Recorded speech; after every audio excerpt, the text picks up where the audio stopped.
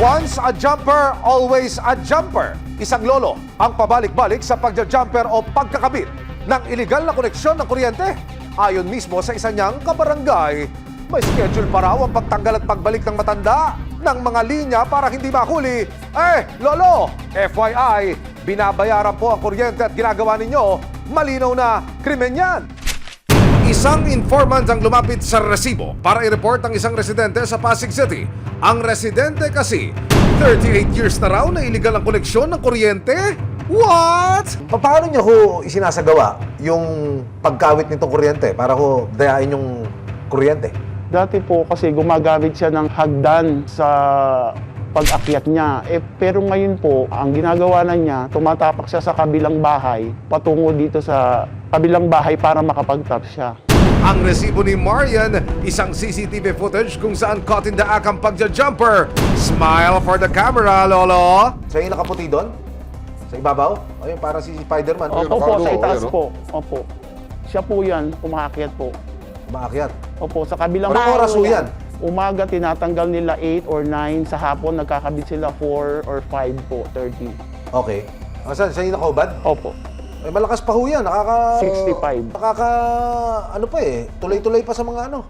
Dagdag pa ni Marian, illegal na nga ang koneksyon ni Lolo Jumper. Nagpapabayad pa raw siya ng 600 pesos kada buwan sa mga illegal ding nakakonekta sa kanyang linya. Kumikitang kabuhayan tayo dyan. Taya? Minsan may narinig ako, may 600, may 200, buwan-buwan. Bakit ka magbabayad? Ay, nakaw yung kuryente. Pag hindi nagbabayad, inaaway. Kahit hapong gabi, kahit umaga, madaling araw.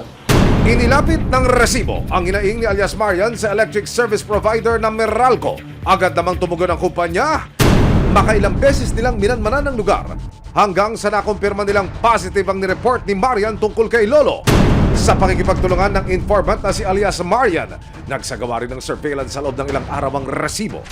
Para madokumento ng resibo ang reklamo, nagtanim po kami ng kamera sa ikalawang palapag ng isang bahay sa harapan mismo ng mga kawad ng kuryente kung saan po ikinakabit ng inireklamong lalaki ang jumper. Mula ko sa ikalawang palapag ng kanyang bahay, lumabas ang inireklamo mula ko sa isang kapirasong butas. Kung inyong mapapansin ang galaw ng kanyang mga mata, magmamasid muna siya sa paligid at titiyaking walang nakakakita sa kanya. Maya-maya pa, binalata na ng inireklamong lalaki ang kable ng kuryente na una na hong tinalupan o una nang nilagyan ng electric tape ng mga taga-Meralco. 3 hanggang 5 minuto lamang ang itinatagal. Nagiging matagumpay na ang inireklamong lalaki sa pagkabit ng jumper at sandali siyang titigil para magmasid sa paligid. Pagkatapos nito, muli po siyang babalik at susuot ang kanyang sarili doon sa butas, papasok sa bahay. Pagkatapos ng kanyang third attempt, parang magic, let there be light. Ayon sa tagapagsalita ng Meralco, hindi raw nila tinitigilan ang mga nagnanakaw ng kuryente sa iba't ibang komunidad sa Metro Manila. Sir Job, ano ba ang epekto unang-una sa komunidad kapag meron hong gumagamit ng jumper? This is a criminal act kapag ikaw ay nahuli, no? Particular, yung Republic Act 7832 o yung Anti-Electricity Pilferage Act. Nakasaad yan na pag ikaw ay nahuli na nag-illegal connection, nagtatap ng jumper at kung ano pa man mga violation, in short, nagnanakaw ka ng kuryente, itong effort namin in going against illegal connections, power thieves, is a continuing effort. Tuloy-tuloy ito, hindi kami titigil hanggat hindi namin huhuli ang lahat ng gumagawa ng ganitong illegal na aktibidad. Kaya naman, kasama ang resibo, nagkasa ng isang entrapment operation ng Meralco, kasama ang Eastern Police District, Mobile Force Battalion o EPD, DMFP.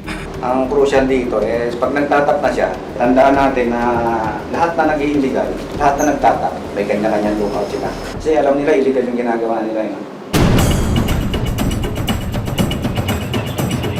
Tapos pero sa asset, after niya maitap, saan siya tumatambay? Bibili ba sa tindahan? Kukulang ba dyan o papasok sa bahay? Dito na sa tindahan. Di naman siya naglalayo po sa pagkatapos ng magkape kasi taga-kabilang kanto lang pala siya. Yung picture na binigay ko sa yun yung accessory. Nakahubad? Oo, nakahubad. Yung may lamit yung subject. Makalipas ang 2 oras na paghihintay, ang target na si Lolo mukhang mailap pa. Ano po ang balita po sa loob po? Positive naman din yung subject. Kaya lang waiting tayo kung ano oras gagalaw. Meaning, ano oras niya i-execute yung illegal activity niya. Sure kapag positive na ginagawa niya na yung app, tsaka tayo. Saka ako magko-command at least synchronize yung galaw ng tropa. Makalipas ang ilang pang minuto, ayan, on the move na raw ang target. Tumitingin na yung subject kung ano gagawin nila. Tumitingin Pero na. pero yung lookout niya, naglilinis pa ng isdaan. Pero tumitingin na kanina lang. Siyempre na lang ako pag-aakyat na lang. Ano ba, magdudugtong muna. Hindi pa naman boss, dumaan lang boss tapos tumingin sa taas. Nag-uusap silang dalawa.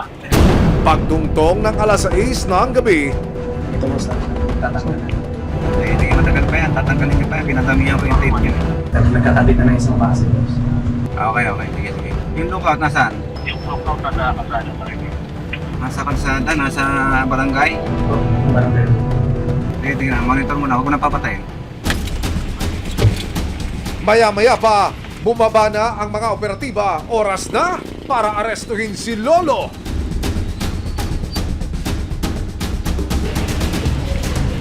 Pagdating nila sa bahay, tila nagtago agad sa kanyang lungga ang suspect.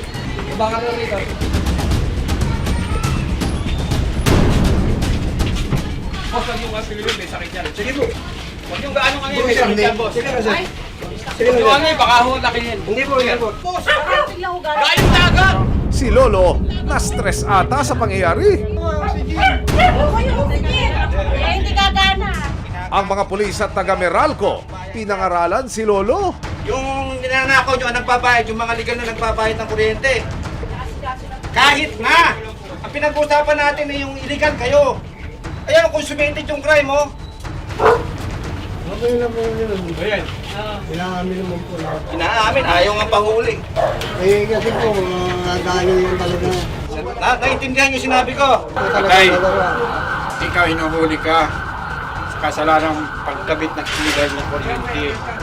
May karapatan ka naman kumuha ng abogado para magtatanggol sa'yo.